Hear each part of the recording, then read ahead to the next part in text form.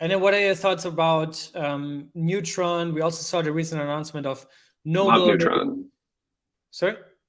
Love Neutron. Love Neutron, okay.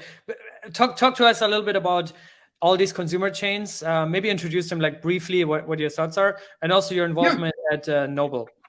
Yeah. So Neutron is a permission CosmWasm chain, particularly for liquid staking deployments from the P2P.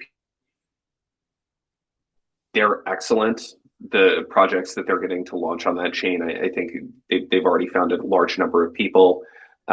They run an extremely tight ship. They ship very quickly, and it's a very, very sharp team. I'm extremely excited to have Neutron on the hub. It's one of the things that I'm most excited about when it comes to interchain security. Having them more dedicated to building directly on the Cosmos hub is just net positive for the ecosystem. They were Vasily and that whole crew were Cosmos Hub validators at Genesis, and were highly placed in Game of Stakes and in Game of Zones, and then went on to build Lido, which is the world's largest liquid staking protocol on top of Ethereum. They're sort of turning their energies towards Cosmos now, and it's incredibly bullish. Very excited for Neutron and what gets built on top of that. The Duality is another consumer chain, and they're building a next generation AMM design, which is really cool. We've worked closely with that team, built out their swap it forward IBC capability.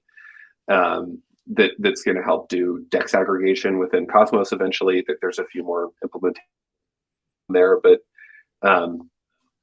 it's a very, very exciting project as well.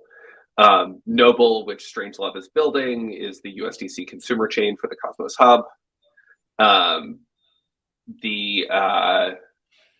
We're extremely excited about that. We're planning on other real world asset issuers, other stable coins for sure, and potentially other real world assets in the future. That's a project that I've been working on for a really long time. I know you guys announced this at Cosmoverse, but there weren't a lot of details in the announcement. I think that more details have kind of come out. We're really excited about Noble and think it's going to be a huge catalyst for liquidity formation within Cosmos, as this is a very high bandwidth way to move from other chains into Cosmos. It's a critical missing piece for the ecosystem.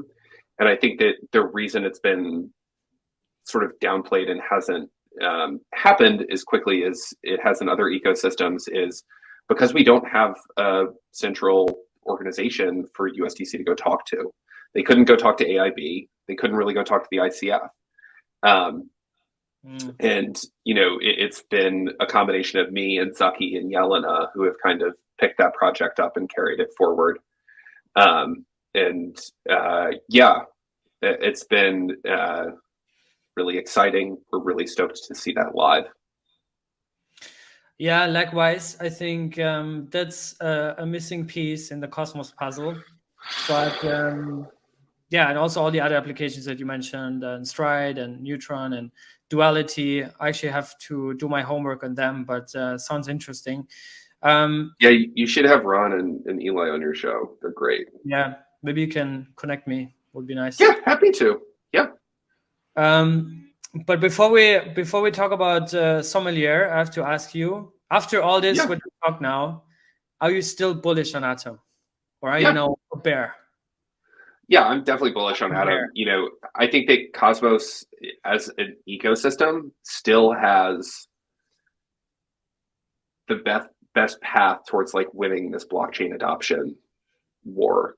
We're still at the very early stages. I know it's really easy to say we're still early, but in the middle of a bear market, we definitely are early.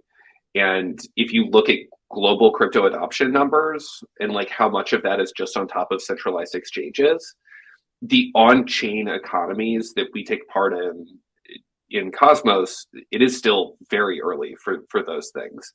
So we have the only realistically scalable architecture with IBC and the app chain thesis. There's a lot of interest coming into the ecosystem.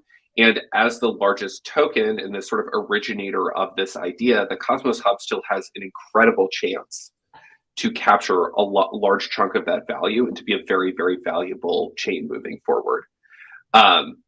the reason why I share my concerns publicly is so that people understand sort of what my view is on the things that we need to improve on and how we can do better as a community.